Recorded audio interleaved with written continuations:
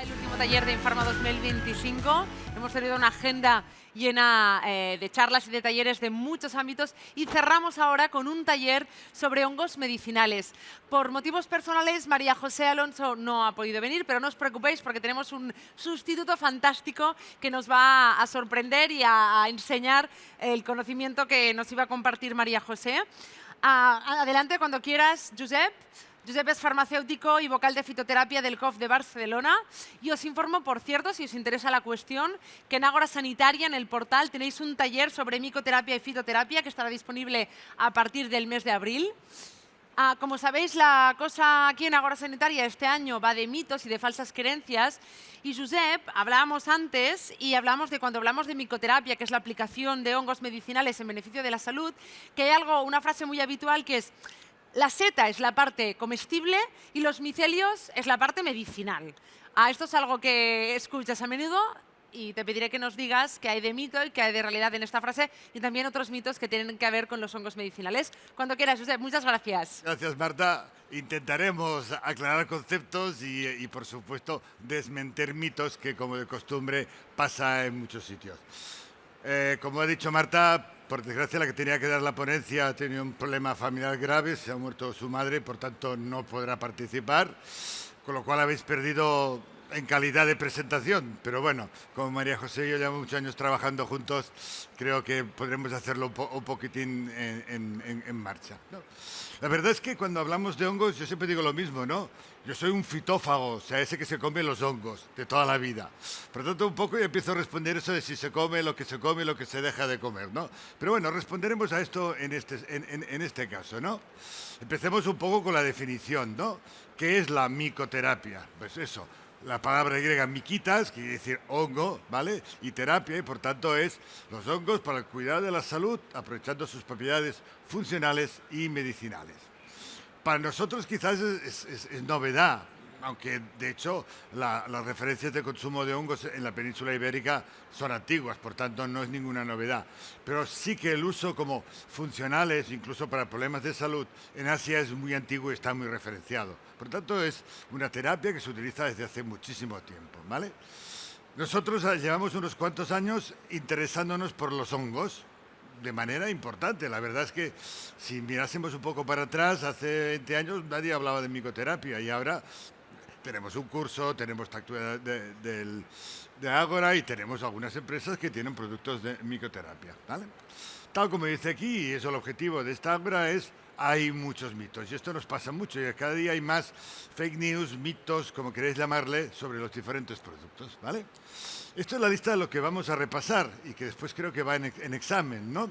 Es decir, primero, todos los hongos tienen básicamente los mismos componentes, los hongos tienen los mismos constituyentes, se cultiven donde se cultiven. Yo creo que algunas preguntas ya las podríamos casi responder directamente, ¿no? De los hongos medicinales, los cuerpos fructíferos, lo que llamamos setas, carpóforos en nombre técnico, son la parte comestible y los micelios la parte medicinal. Los hongos son seguros, su uso no requiere ninguna precaución. Los hongos se utilizan en tratamiento de cáncer. Los hongos alucinógenos no tienen propiedades medicinales. Dejo de hablar y ponemos el Kahoot a ver si tenemos las respuestas antes de acabar, ¿no? Bueno, vamos a repasarlo, ¿no? Vamos a dar tres respuestas posibles: verdadero, falso o media verdad, ¿no? Todos los hongos tienen básicamente los mismos componentes. ¿Qué os parece? A ver, estamos hablando de esto. Esto es un poco la lista de los grandes grupos de las sustancias que tienen los hongos. Evidentemente los hongos tienen muchos polisacáridos, son el grupo de sustancias que más en este momento está de moda en su actuación. Tienen, cómo no, como todas las plantas y los vegetales, terpenos, tienen esteroles, ¿sí? Tienen polifenoles. Y quiero remarcar un momento este aspecto de los oligoelementos. Los hongos tienen la capacidad de absorber mucho los elementos minerales y aunque no tenemos en este momento demasiada información, yo considero que hay que tenerlo en cuenta. Por supuesto, tienen enzimas y también tienen lectinas, que es la parte negativa, entre comillas, de los hongos. Tanto vemos una gran capacidad de productos y, por tanto, seguro que no todos tienen, pero bueno, eso lo responderemos después. Esto es una lista y simplemente para que veamos que ya tenemos conocimientos de 3 hongos, la chaga, la melena de león y el reishi, y vemos las diferencias en cuanto a los polisacáridos, las diferencias que hay entre los fenoles. Fijémonos, por ejemplo, que la melena del león tiene sustancias que son muy específicas, en cambio la quercetina y la rutina son 2 flavonoides bastante habituales en plantas. También tenemos todo el grupo de los terpenos, en algunos casos muy específicos, como es el caso de los ganodérmicos o las irinacinas. Dentro del grupo los esteroides son los más habituales de las plantas. Recordemos que los vegetales y las plantas no tienen colesterol, solo tienen fitosterol, estigmasterol, etcétera, ¿vale? Nucleósidos. Y fijémonos lo que he dicho. Fijémonos que ya tenemos, por ejemplo, buenos análisis de componentes minerales que tienen bastante importancia en este sentido. Por tanto, ya vemos que hay una complejidad de composición muy importante. Por tanto, evidentemente es media verdad. Los hongos comparten compuestos, pero no todos tienen la misma composición. A ver, yo cuando me como un díscalo es mejor que una trompeta de la muerte. ¿Por qué? Porque el gusto es diferente, ¿no? Por tanto, ya de entrada la composición es diferente. Bueno, apuntate que va después va examen. Siguiente. Los hongos tienen los mismos constituyentes, se cultiven donde se cultiven. Yo no sé ni si hace falta que enseñe todo esto, ¿no? Quiere decir que un hongo es un ser vivo que crece y su crecimiento depende de lo que absorba, lo que tengan al lado, de la temperatura, las condiciones ambientales, etc. Por tanto, evidentemente cambian. Pero si además cuando hablamos de micoterapia, que son hongos que cultivamos y controlamos para tener una calidad garantizada, evidentemente el tipo de sustrato que se utilice pues puede cambiar la composición, ¿eh? Por tanto, los productos así. Como dice aquí, los hongos no se desplazan, por tanto están fijos y dependen del sustrato. Y recordemos, no son autotróficos, son heterotróficos, o sea que tienen que consumir. Por eso los hongos, la capacidad que tienen más importante, aunque en este campo no es la más usada, es la capacidad de convertir cualquier sustancia orgánica en energía. Y en eso son súper eficientes los hongos, ¿vale? Aquí tenemos, por ejemplo, la variedad de contenido en triterpénicos y 11 polisacáridos del resin, de la Ganoderma lucidum, ¿no?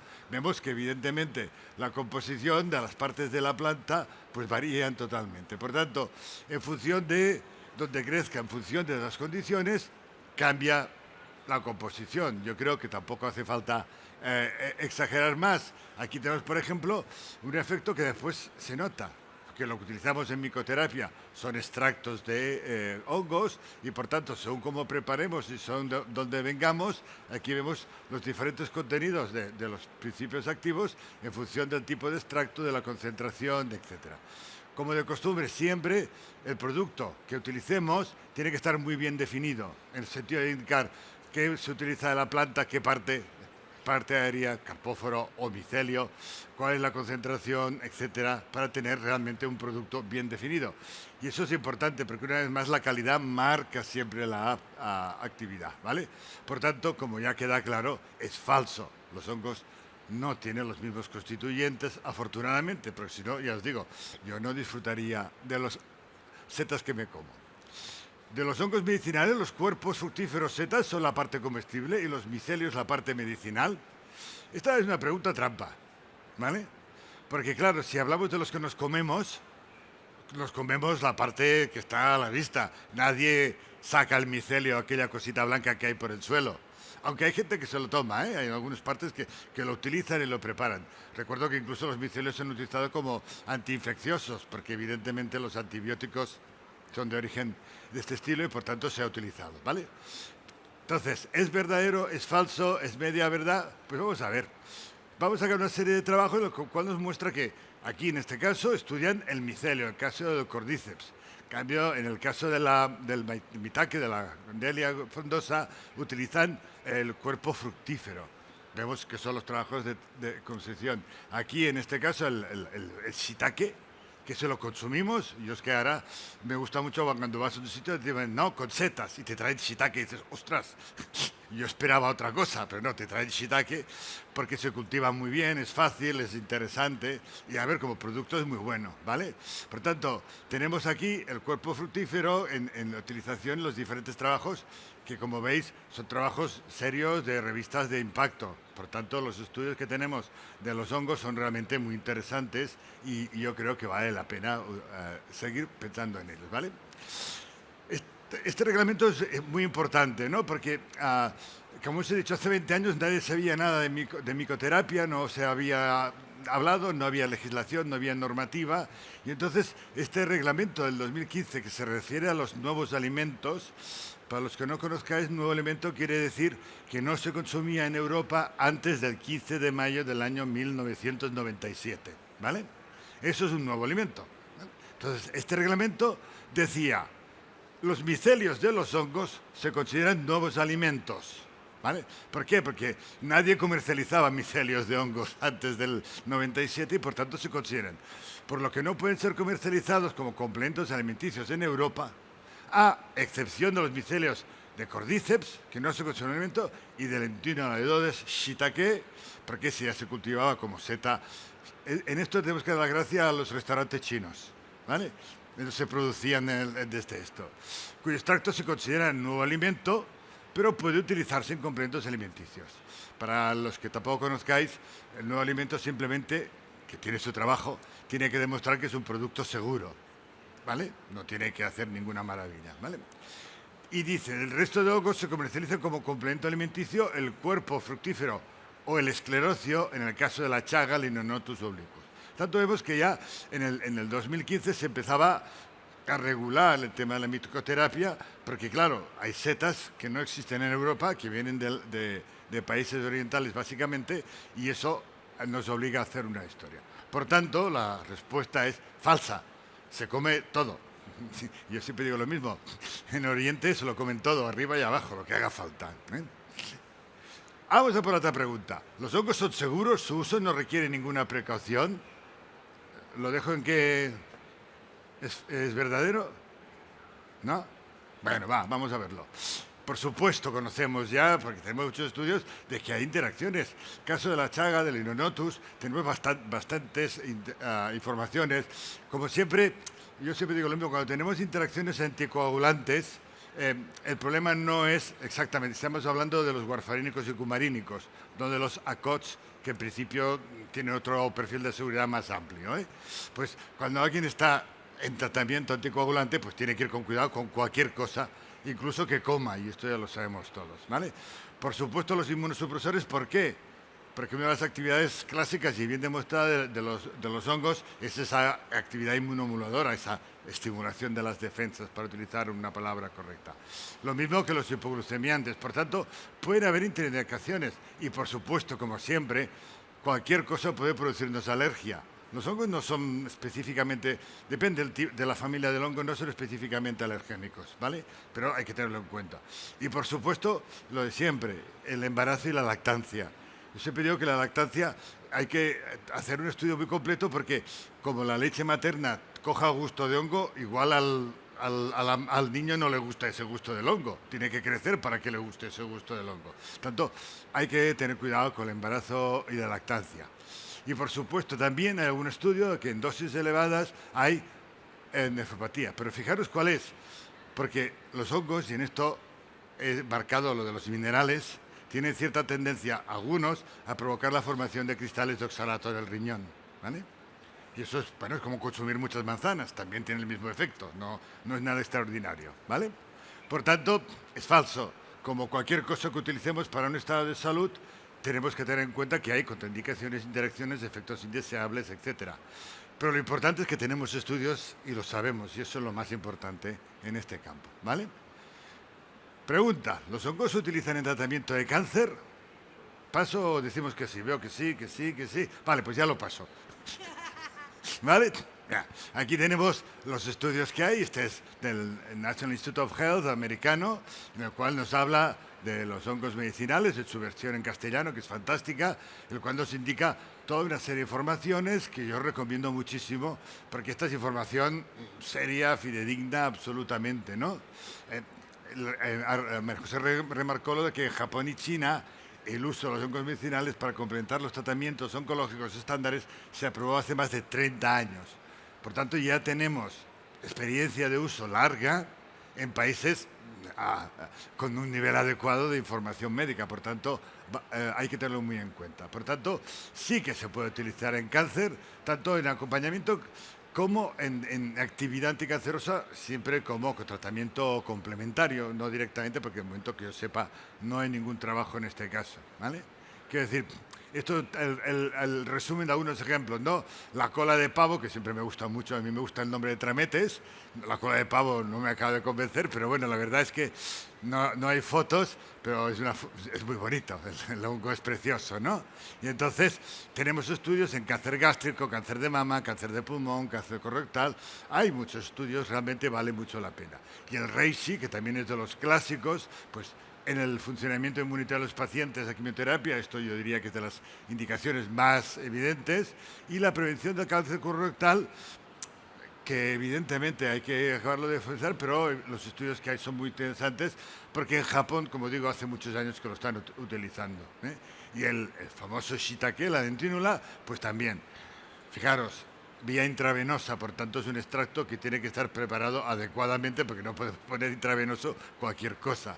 Pero esto lo que nos marca es que allí lo tratan como un medicamento, ¿eh? Y eso yo creo que es una información siempre muy interesante, ¿vale? Por tanto, sí que es verdadero. Pero, como siempre, cuando los pacientes a los que queramos tratar, los usuarios que quieran utilizar, son pacientes de riesgo, pues hay que ir con mucho cuidado, ¿vale?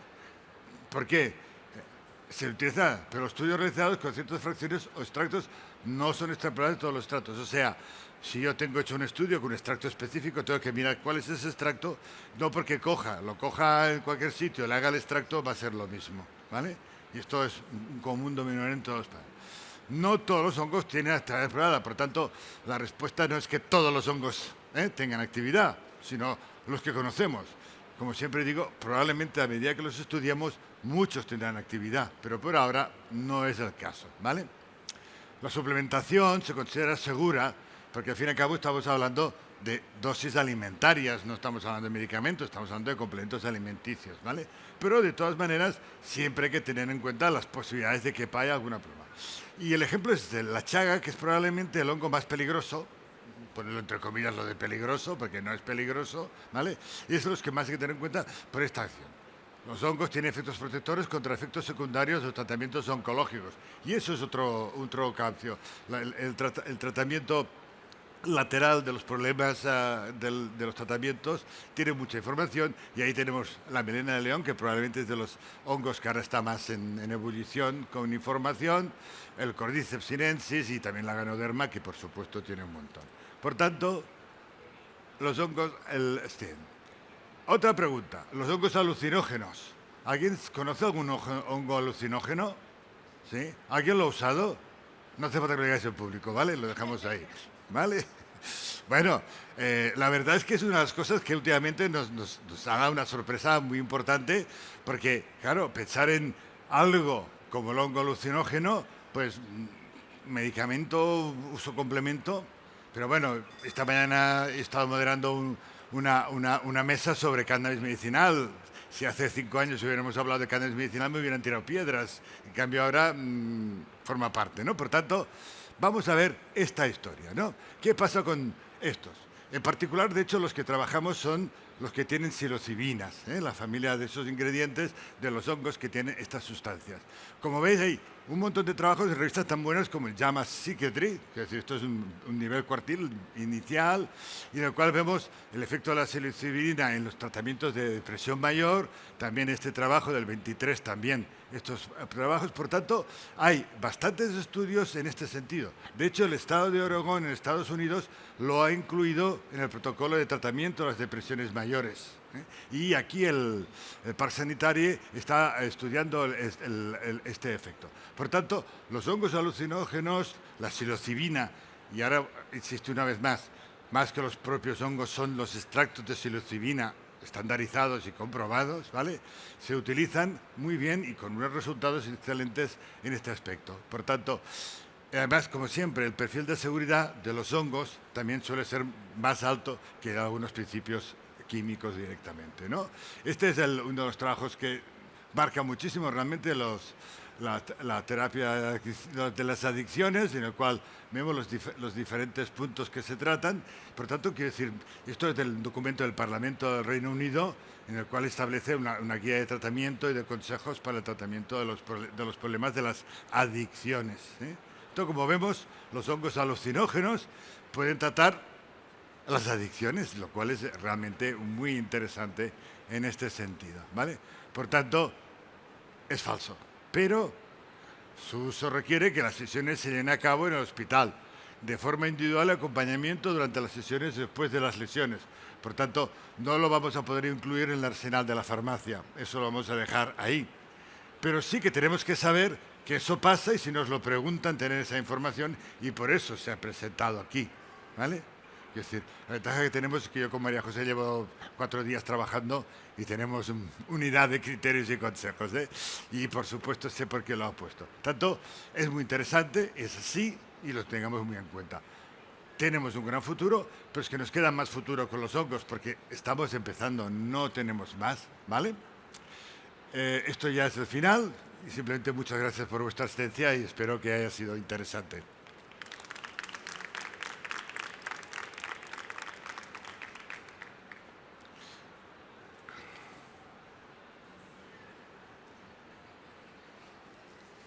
Muchas gracias por esta charla, que oye, por no ser María José ni tan mal, ¿no? Ahora vamos a ver qué ha aprendido la gente. A ver si me han escuchado. Vamos a ver si han escuchado y han tomado nota, porque vamos a hacer la última encuesta, el último Kahoot de Ágora Sanitaria, que sabéis que podéis ganar un AirTag y que además, después de este Kahoot, que bueno, ya podéis iros registrando escaneando el código QR, vamos a regalar una cámara digital a la persona que haya acumulado más puntos en los diferentes Kahoots que hemos hecho a lo largo de estos 3 días. Tenéis que escanear este código QR, os saldrá la opción de poner vuestro nombre y nickname, os apuntáis y en breve empezamos. Venga, veo que hay algunos que todavía lo estáis apuntando.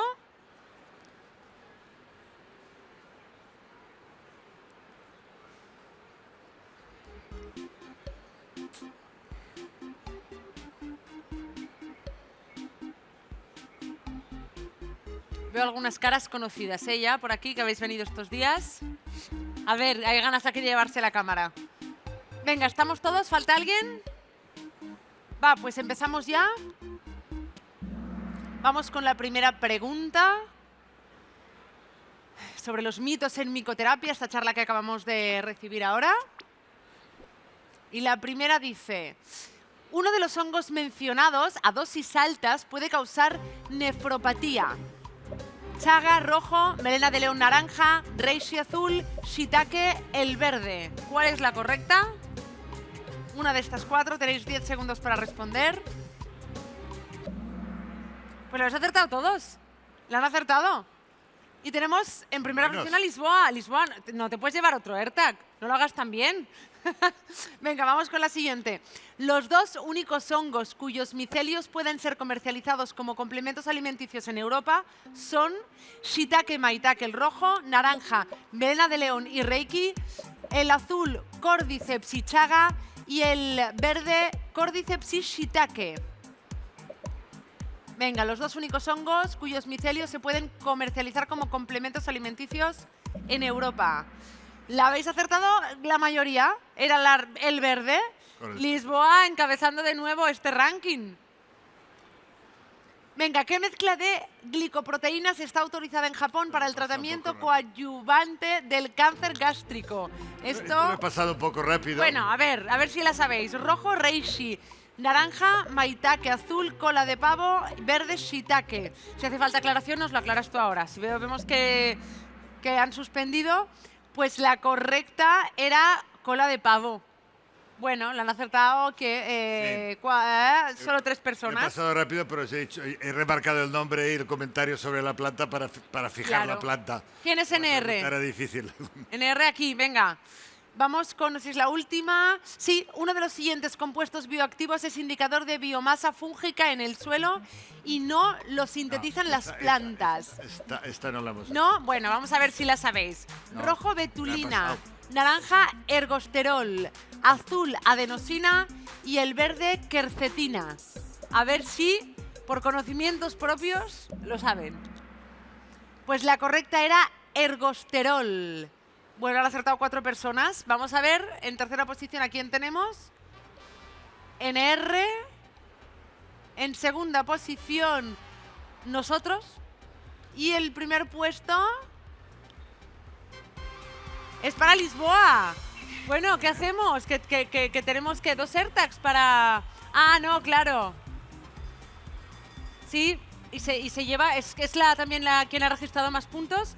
Lisboa es tu día de suerte porque, como ya has venido aquí repetidamente, eres la persona que ha acumulado más puntos en nuestros Kahoots. Así que te llevas tú la cámara digital. Enhorabuena. Te llevas aquí 2 super premios. Mira, una Canon para ti y este AirTag. Muchas felicidades. Muy bien. Enhorabuena. Enhorabuena, mira qué bien. Haremos una foto. Ah, espera, la ponemos. Bueno, pues ahora sí, con este último taller sobre hongos medicinales terminamos Ágora Sanitaria de este Infarma 2025. Agradeceros a todos los que estáis ahora y a los que ahora no estáis, pero habéis participado a lo largo de los talleres de estos 3 días, que nos hayáis acompañado. Deseamos que hayáis aprendido cosas y con lo que habéis aprendido, pues que podáis desmontar mitos y falsas creencias que os llegan de los usuarios que os consultan en la farmacia. Y recordar que seguís encontrando talleres formativos, cursos en el portal de Ágora Sanitaria sobre estas cuestiones y muchas otras. Así que nada, entráis en el portal y ahí encontraréis muchísima información y muchos talleres. Muchas gracias por habernos acompañado en este Infarma 2025 y deseamos que hayáis aprendido mucho en Ágora Sanitaria. Hasta pronto. Gracias.